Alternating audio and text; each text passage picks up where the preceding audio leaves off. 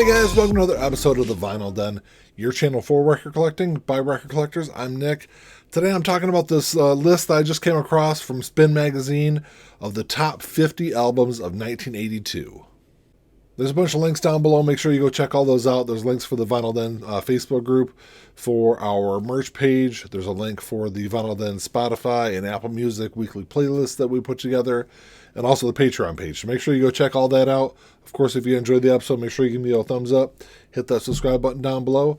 Make sure you hit that notification bell so you're notified every time I release new episodes. So it seems like every music publication out there does these, top 50, top 10, top 20, top 100 lists. It's generally by decade, though. This is very, very rarely do I come across one, for specific years. I'm assuming they did 1982 because all these albums are celebrating their 40th anniversary this year. And for the most part, I didn't have a big issue with some of the albums on this list. Some of them seemed really out of place, and some of them I was really kind of clueless to why they were included, and others were completely left off the list. Some albums that, I would think, and a lot of other people would think, should be in at least the top 20, 25, at least somewhere in the top 50, but they were completely left off this list.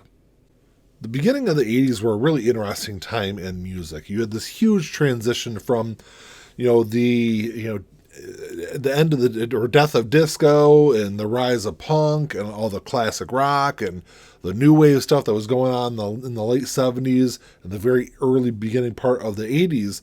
So by the time 82 came around, you had all these different kinds of genres that were all going through this transformation. So 1982 was a very, very interesting year in music.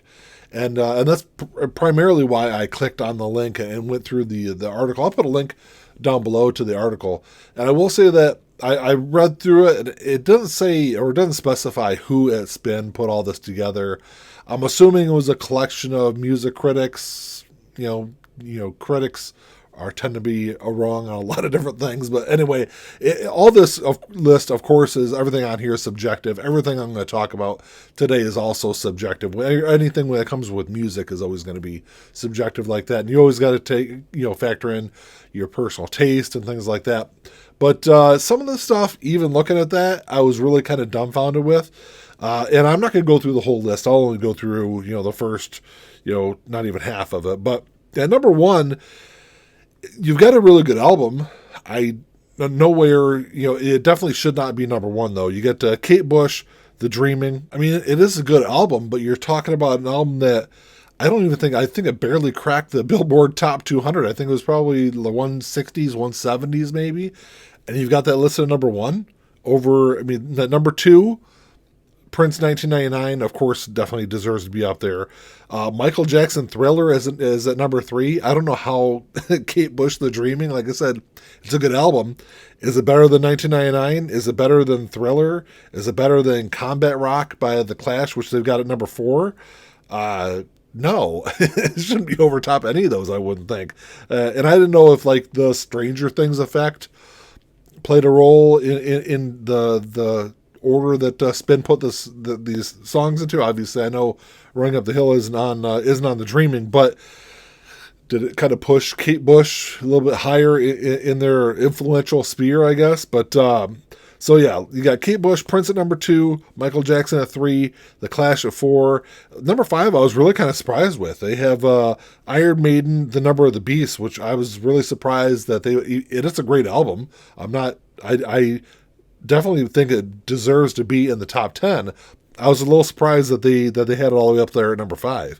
Avalon by Roxy Music, they got it 6, which I can get behind that. Peter Gabriel self-titled album, it's a really good album. I don't know if it deserves to be number 10. Inside the top 10. Ecstasy, English Settlement. I think I only casually listened to anything from Ecstasy, so I guess I can't really speak on that. Laurie Anderson, Big Science at number 9. Kind of along with the Peter Gabriel thing. Good album. I don't know if it's a top 10 album.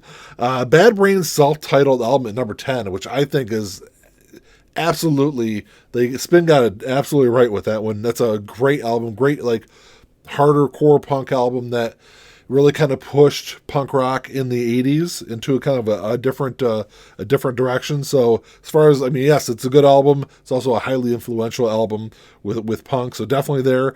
They got Duran Duran Rio at number 11. That's an album that definitely deserves to be in the top 10. I'm sure a lot of you out there would agree with that one.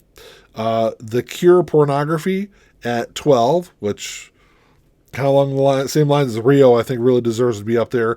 Bruce Springsteen, Nebraska. I think this is a really underrated album by Bruce. It's one of my favorite albums of his. And, it's one that, definitely deserves to be in the top 50. It's probably a little high for me at 13. Donald Fagen, the Nightfly. Kind of along the same lines as Ecstasy. It's something I've never really listened to a whole lot, so I can't really speak on that. Elvis Costello, Imperial Bedroom. Fantastic Elvis Costello album. Definitely deserves to be in the top 25. You get Rush Signals at number 16. Like I said, a lot of these albums I can definitely get behind. Marvin Gaye, Midnight Love. I think this is one of those albums where Marvin Gaye, this is nowhere close to being one of Marvin's best albums. It's one that I would probably consider it one of his kind of worst albums. But like I said, all this stuff is, of course, always subjective. Fleetwood Mac Mirage at 18. That's good. Definitely deserves to be top 25. Sparks, Angst in My Pants. Never heard the album. So I'm sure someone could drop me a comment down below if you think that Sparks album deserves to be in there. Number 20, I definitely love this one. The Go-Go's Vacation. It's probably the Go-Go's album to have. It's one I've loved. I've got it on vinyl. Fantastic album. Split Enz, Time and Tide at 21. Judas Priest, Screaming for Vengeance at 22. Same thing, kind of along the same lines as Iron Maiden. Yes, it's a great Judas Priest album. I'm really surprised. A, it's on the list, and B, that they've got it up that high. The Gap Band 4. Never heard of it. So, X, Under the Big Black Sun. That's a good album. And then number 25, you got The Fall, Hex Induction Hour. It's another one of those albums I'm not familiar with at all. So there's two things on the list outside of the top 25 that I talked about that I was really surprised with. At number 39, you've got Misfits, Walk Among Us. Absolutely needs. That's a top 15, top 20 at the least album. It is that. And, I don't know how you can have Bad Brains at 10 and then Walk Among Us at 39. Both of them are hugely influential punk albums. They're both great albums in and of themselves also. But, that's like criminally low at 39. And then at 49, you've got something that I think really deserves to be in the top 10. Grandmaster Flash and the Furious Five, The Message. They, like I said, that's at number 49. Probably in the early 80s, there probably was, no album that did more for a genre of music than The Message did. Absolutely great album. It was hugely influential in hip-hop, in rap, in the first, beginning part of the 80s. Great album. Definitely deserves to be, like I said, top 10, top 15. I don't know how you slide that thing all the way down to 49. All right, so now that I've talked about everything that is on the list, or things that are like oddly ordered on the list, like I said, Kate Bush, Dreaming, good album, nowhere close to being number one album of 1982. Now I get to the part of the show where it's like all the stuff that, how was this not included? All these albums where we were talking about the Gap Band, or Split Enz, or Sparks that are on this list over other albums. John Mellencamp, American Fool. Like, incredible album. Definitely has to be in the top 50. It is not. Kiss, Creatures of the Night, which I think, in my opinion, it's the last great Kiss album. Not included on there. Kissing to Be Clever by Culture Club. Great album. They're not on that list. The next one I got on here that should be included, I'll probably get a little bit of grief from fans out there, but Van Halen, Diver Down. I've always been a big fan of Diver Down as it was probably one of the first Van Halen albums I really got into. Not on that list. Eye in the Sky by Alan Parsons Project. Yeah, it's progressive rock and early 80s progressive rock, so it probably doesn't get the respect that some of it really deserves, but that's a really fantastic album. At least, it's in the 40 to 50 range. Come on, get it on that list. The Descendants, My Logo's to College, great album. I'm sure a lot of people out there probably aren't all that familiar with that album, but that is a great album. Definitely deserves to be on there. And then 38 Special Forces, which was one that I really expected to be somewhere in the later part of the top 50 list, but wasn't on there either. So just kind of scrolling through, those are just the ones where right off the top of my head, I'm like, how are these not included on this list? I don't know. Those are just my thoughts when I first kind of scrolled through that list. I don't mean to, hate on Kate Bush fans. I'm not trying to stir up anything, but like I said, The Dreaming is a great album. But that was like the very first thing when I pull up a list like that. I scrolled to the very top of it just to kind of see where they're at, where their thinking was. I really expected to be Thriller to be at the number one spot. When I saw it was not, I was like, okay, now I got to kind of scroll through and kind of digest this list a little bit more.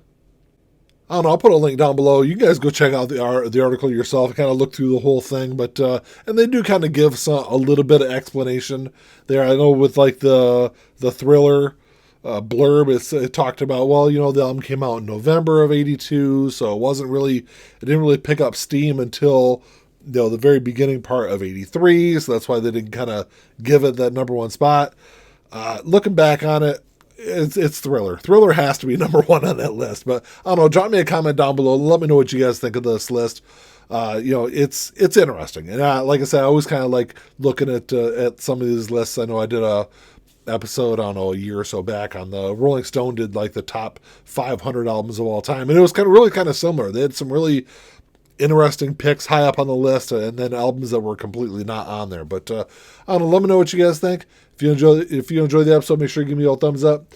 Hit that subscribe button down below. And that's all I got. Until next time, keep on spinning. Peace.